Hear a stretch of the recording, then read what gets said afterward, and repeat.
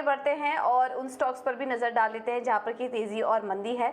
Mid cap में तेजी वाले शेयरों पर नजर डालें तो आज Rain Industries, Sumitomo Chemicals, Bombay Burma Trading, Phoenix Mill, Home First Finance, यहाँ पर भी कंपनी के नतीजे आए और देखिए आज इन तमाम स्टॉक्स में अच्छी तेजी आज के दिन देखने को मिल रही है।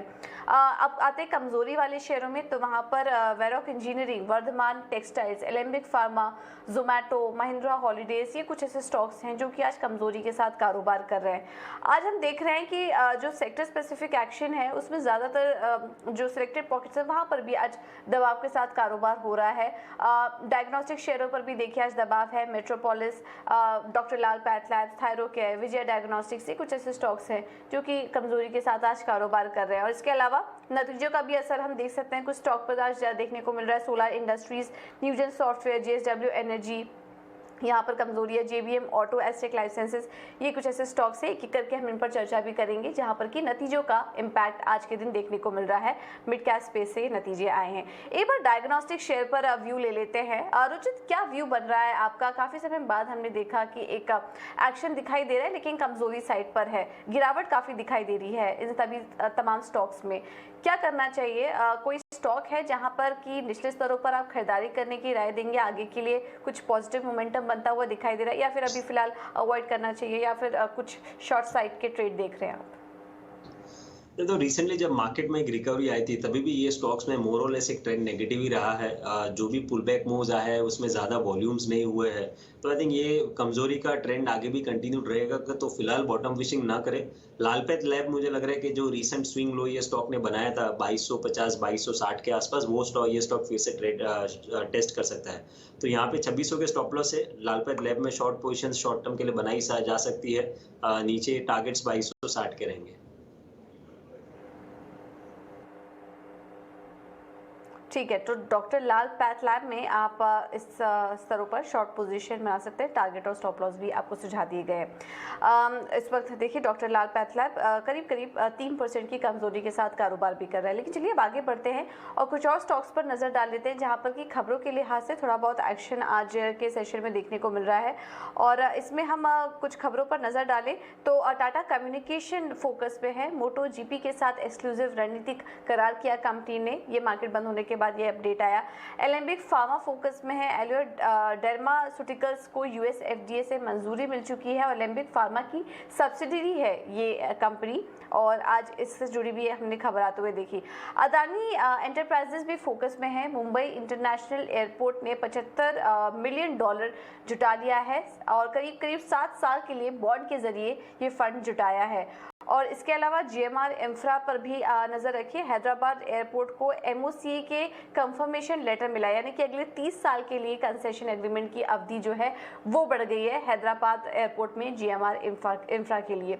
तो ये कुछ ऐसी खबर थी जो कि बाजार बंद होने मार्केट खुलने के बाद आई हैं। एक एक करके हम यहाँ पर भी चर्चा करेंगे। लेकिन चलिए अब आगे बढ़ते हैं और कुछ और स्टॉक्स जहाँ पर कि अच्छा एक्शन दिख रहा है उन पर भी एक बार फोकस कर लेते हैं। और आज जो तेजी वाले शेयर्स हैं उसमें एक बार रुचित सुमितोमो केमिकल्स देखिए, ये जो तेजी आ रही है क्या करना चाहिए? मुनाफा बुक करके निकल जाएं चार्ट्स पे, क्या कुछ और भी मजबूती दिख रही है आपको? ट्रेडिंग के लिहाज से क्या सजेस्ट करेंगे स्टॉक में? स्टॉक में एक ब्रेकआउट आज के सेशन में दिखा है जहां पे प्रीवियस स्विंग हाइज ब्रेक और अच्छे वॉल्यूम स्टॉक में हुए हैं। तो मैं कहूंगा कि अगर कोई एग्जिस्टिंग पोजीशंस है तो एक स्टॉप लॉस रख के ये ट्रेंड को अभी भी राइड किया जा सकता है। 445 अब ये स्टॉप लॉस आएगा एग्जिस्टिंग पोजीशंस पे। फ्रेश बाइंग की राय नहीं है क्योंकि ऑलरेडी स्टॉक में 2 दिन में एक अच्छा मूव आया है, तो रिस्क रिवॉर्ड रेशियो ज्यादा फेवरेबल नहीं रहेगा।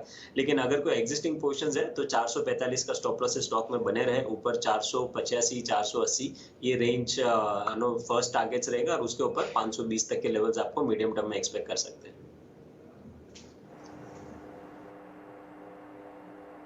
ओके, ठीक है, तो ये राय सुमितोमो केमिकल्स में आपको दे दी गई है। इस बीच हम कुछ खबर पे भी जो चर्चा कर रहे थे उसमें एलेम्बिक फार्मा देखिए खबर तो पॉजिटिव है। एक सब्सिडरी को उनके ड्रग के लिए US FDA की मंजूरी मिल चुकी है। अंतिम मंजूरी ये इस ड्रग के लिए मिली है।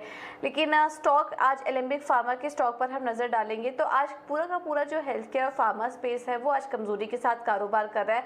और एलेम्बिक फार्मा में भी देखिए करीब करीब 6% की कमजोरी आज के दिन देखने को मिल रही है। इसके अलावा जो लार्ज कैप स्टॉक्स है वहाँ पर भी गिरावट है। सन फार्मा देखिए, वहाँ पर भी करीब 2% की गिरावट आज के दिन देखने को मिल रही है। थोड़ी देर पहले हमने डायग्नोस्टिक शेयरों के बारे में भी बात की। रुचित, इस पूरे स्पेस पर आपका क्या व्यू बन रहा है? फार्मा और हेल्थ केयर स्पेस में क्या कोई कंपनी है इन स्तरों पर जो पसंद आ रही है आपको? और एलेम्बिक फार्मा, यहाँ पर भी स्पेसिफिकली राय दीजिए, आज जो गिरावट आई है उसमें क्या करना चाहिए? जी, एलेम्बिक फार्मा पे व्यू फिलहाल इतना पॉजिटिव नहीं बन रहा है, क्योंकि पिछले कुछ महीनों में जब भी ये स्टॉक कोई पुल बैक मूव दे रहा है तो उसके 200 दिन का मूविंग एवरेज रेजिस्टेंस एक्ट करता है और वो लेवल अब तक पार नहीं हुआ है।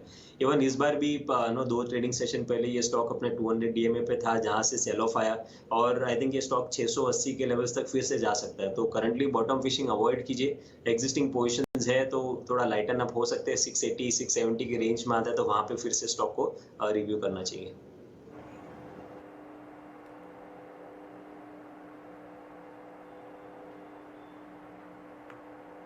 ऑलराइट, ठीक है। तो ये राय फार्मा शेयरों में और एलेम्बिक फार्मा में आपको दे दी गई है। जैसा कि क्लियरली आपको मेंशन किया है कि इन स्तरों पर बॉटम फिशिंग करने की ज़रूरत नहीं है। फार्मा शेयरों में इस वक्त आपको